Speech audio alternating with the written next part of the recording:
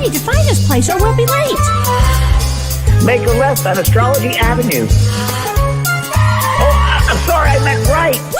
It should be right here. 444 Spearway. Oh, turn.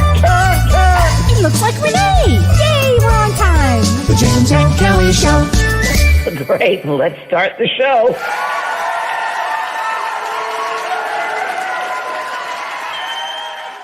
And we have a really special guest tonight, don't we? Who's right in my neighborhood? I didn't even know this. Which is so exciting, everybody. Now, normally I do, I start off with Vedic astrology, and it's been quite a week already, just today. But we have a special guest that we're going to talk about, and we're going to bring him on, and we're going to kind of talk a lot about what's actually happened in the news today. Which I didn't know about till I just got on with Kellee. Right. So we have this great guest. His name is Michael Mastro, and Michael is let's see, he does Vastu. He's a Vastu practitioner, and he's an award-winning author. He's a Vedic scholar, so you know, as soon as you say Vedic, I'm all in. And he's a teacher, and he has had a wildly interesting life. He was introduced to meditation in 1968. He was a teacher of transcendental meditation from 1970 to 1973. He has a bachelor's degree in architecture. He was the designer, James, for the Maharishi Mahesh Yogi, the Beatles guru. Can you imagine? I didn't know that. We're going to find out all kinds of interesting things today. And he has designed spiritual centers around the world using the principles of Vastu. So this is amazing. He also has an honorary master's degree in Vedic science, which is, again, I love anything Vedic. Michael tells Vastu actually is, because I don't know what Vastu is. Right. He was with Dr. Oz. He's been with Deepak Chopra. He's presented at the United Nations. So let's introduce our guest, Michael Masters, please. Hi, Michael. Welcome. I didn't know you did all that, Michael. Wow. Amazing. Amazing. And what is Vastu? Vastu? Vastu means building. It's a Sanskrit word for building, and Shastra means science. It's the science of building. And you can say it's, just to give people a frame of reference, it's Indian feng shui. It's where feng shui came from. And so Vastu is about 10,000 years old, comes from the same part of the Vedas that Vedic astrology and Ayurveda come from. They're actually the sister sciences, Vastu, Ayurveda, and Jyotish or Vedic astrology.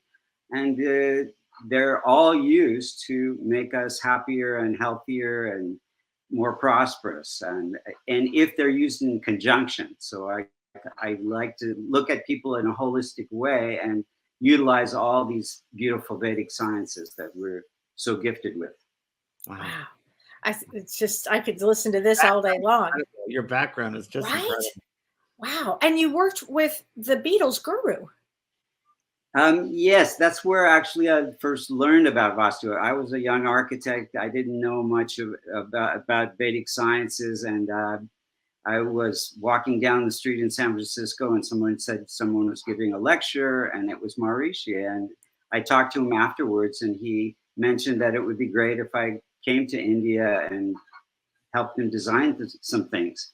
And I didn't come right away, but came shortly after that. And that's where I learned about Vastu at his feet, and then also astrology. I didn't learn astrology from him, but it's part of Vastu to know Vedic astrology, because when you design a building, you need to know the astrology of the family that you're designing the building for. So, wow. And tell us why that's important.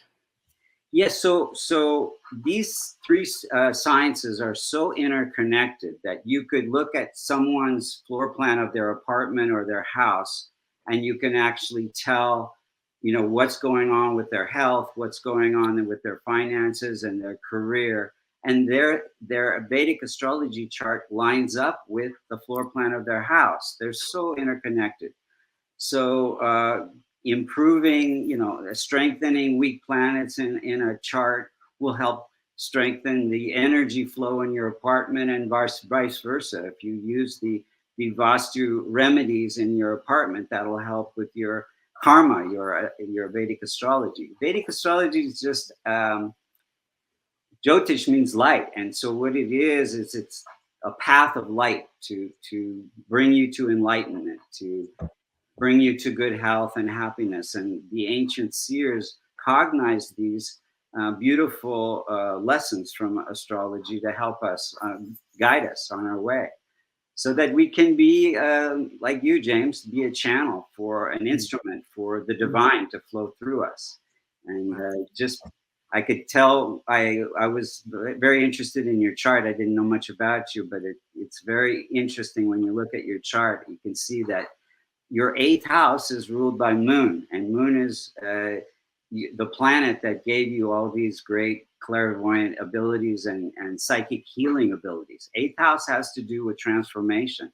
Right. And your Moon is in your 1st house, which is your life purpose. So your life purpose is to help people heal and connect them with the people that have passed and the things that they didn't get to say before they were gone, and heal that relationship. It's so clear in your chart. You're very gifted. We're all gifted. We all have these gifts that. So Vedic astrology is just a little bit different than Western astrology. Are the houses different as well? So the difference is in Western astrology is where the planets were 2,000 years ago. If you were to ask an astronomer where the planets were when you were actually born, that's called the sidereal zodiac. Western is the tropical zodiac, and the Vedic zodiac is the sidereal zodiac, where the planets were actually when you were born. So it's actually the true placement of planets in your chart.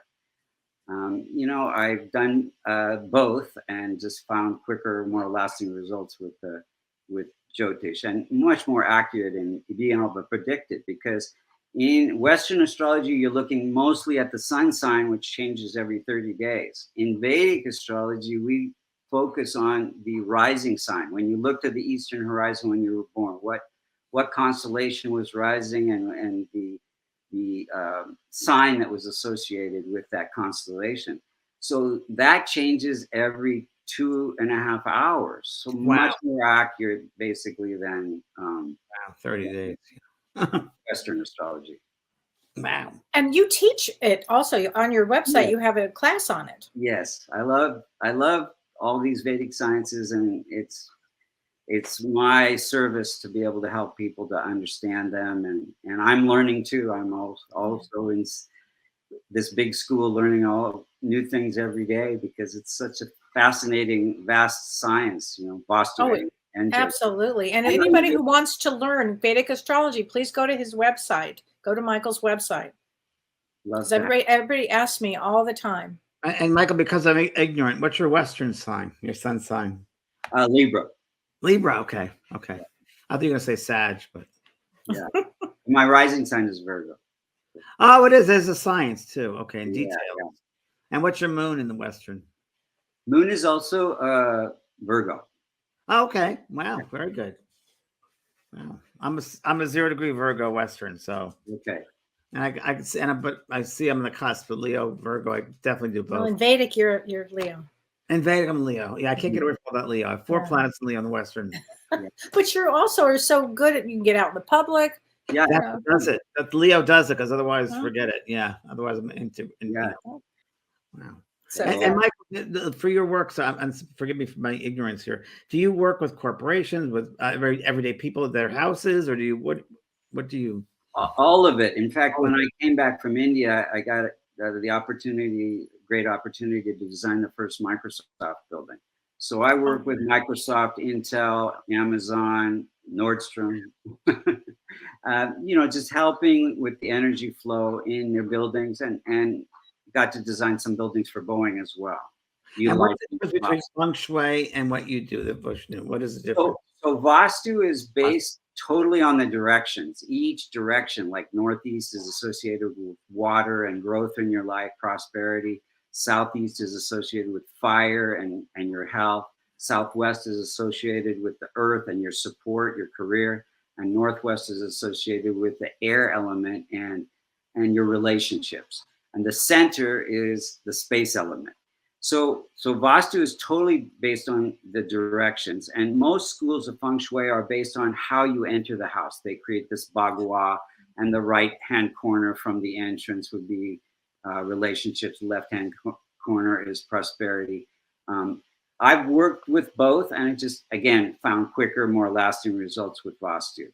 But they both deal with keeping energy moving. Everything's made of energy. Everything has a frequency. The earth has a frequency. And that's what I saw in your bio, James, that you tune in to these higher frequencies to help connect past loved ones with the people that are it's here. funny you say that, because where I live in this house, and I created these beautiful gardens here, and to me it's all about movement and energy, and moving all the time. Movement. Even when I walk the garden, it's movement, and I feel movement, and I just, I feel energy move everywhere. And the more I walk in the garden, I mean, the more I feel the energy of the earth and the plants and the flowers and the connection. Because life is movement, right? Life is movement. I think, it's so important for all of us to ground ourselves, to work in the garden, to go for walks in nature, and especially during these big transformational planetary times that we're in. So important to connect with the earth. And so in Vastu, basically what we're doing is identifying where energy is getting stuck. And depending on where it's getting stuck, you can look at someone's floor plan. Like my wife does this all the time on the plane. She'll ask somebody she's sitting next to, which I would never do, to, she starts talking to them and they complain about some aspect in their life, and she has them draw a little sketch of their floor plan on a napkin, and she can see exactly what's going on in their life. And just like we can see it in astrology, the astrology chart is very much connected to where you live, what your floor plan looks like. And when you go into a different planetary period, you often move on to a different apartment or house. It's very interesting how they're all very much connected. Well, then how does remodeling work with that? Yeah, so remodeling is a lot of times where I get new clients, because they've been doing really well financially and health-wise, and then they do something that changes something in the house, and all of a sudden they're having health issues. They lost their job, or they lost money in the stock market, and it's because they changed something in the house. But in Vastu, we're just identifying where the energy is getting stuck. If it's getting stuck in the Northeast, then it'll affect the prosperity, etc. And we just find ways, energetic ways, to get that energy to move again. And it's all about frequency and energy. So we use these little energy machines, it's called a yantra, to move any energy that's stuck. And that's without any remodeling. They don't have to change anything. Wow. Are there any days that are better than other days when you're working with Vastu?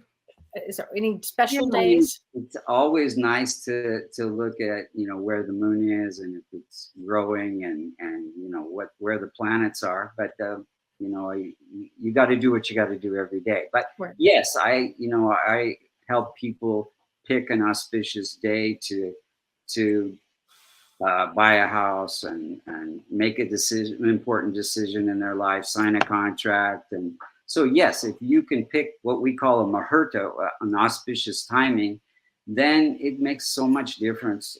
Things are so much easier. Like if you break ground on a house that's on a not such a good planetary day, then there can be problems with permitting and inspections, and things take much longer. So yeah, it's always good to have the planet. Let me ask you this then. We just Mercury's now in retrograde. What do you think about energies during that period of time? So, everybody recommends not signing contracts, being careful with your communications during Mercury retrograde. But in Vedic astrology, we're looking really about what house Mercury rules. And so if it's not in a poor, if it's not weak in your chart, if it's not ruling a challenging house like the 6th, 8th, or the 12th house, then the Mercury retrograde isn't having that big of effect on you. Retrograde just means it stays someplace longer. So if it's in the transit chart, it's in a challenging house and it's staying there longer because it's in retrograde, then yes, then you're going to have more challenges with communications of all kinds, contracts. You say something to someone, it seems clear to you, but they totally misunderstand it, and it gets you into trouble. So yeah, it's always good though during a retrograde to be just a little bit more cautious with your.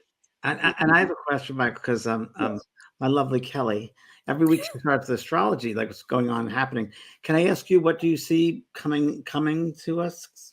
Yes, absolutely.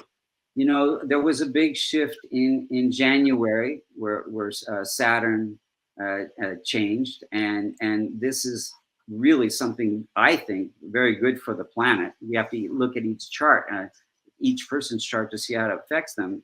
And now we have Jupiter entering Aries, which just 2 days ago. Yeah, just 2 days ago, and it's going to be conjunct with Rahu pretty soon. I mean, it's in that orb right now, and for a lot of astrologers are saying the economy is going to go bad and all these things, but I don't see it that way. I'm more of an optimist. And Rahu gives you desire, and Jupiter is all about optimism and opportunities for growth and spiritual growth. So I see it as mostly opportunity to have more spiritual growth in your life. And then there are some charts, some people will experience some confusion because Rahu does give you unexpected type of events. And it's malefic. It causes problems. Yes, it causes help. But the ultimate result, all these planets are teaching us to grow and evolve. I mean, we're in a big absolutely sphere. So yeah, it may feel a little uncomfortable, but it's always going to be for the better in the long run. So we have to see that as little snippets of time where the planets are pushing us to grow a little bit and evolve. And it's so great, James, that you teach people how to be a medium or open themselves up to allow the divine to flow through them, because the planet needs way more healers right now. It's a lot more light. The healers we have, the better. Yeah, it's very true.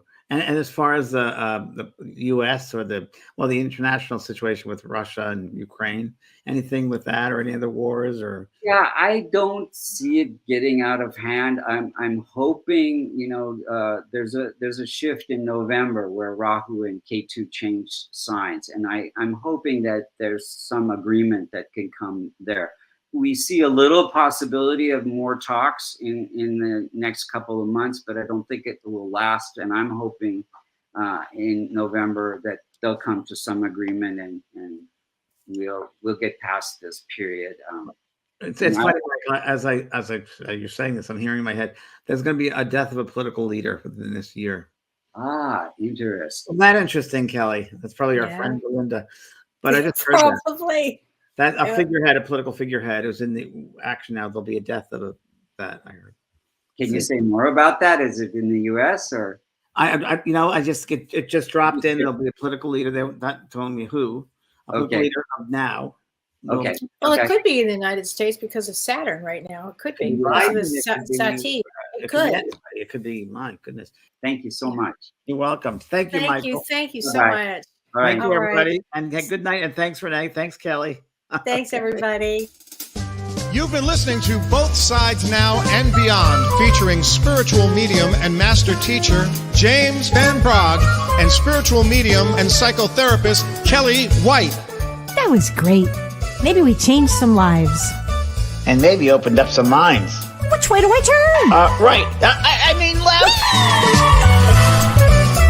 The James and Kellee Show.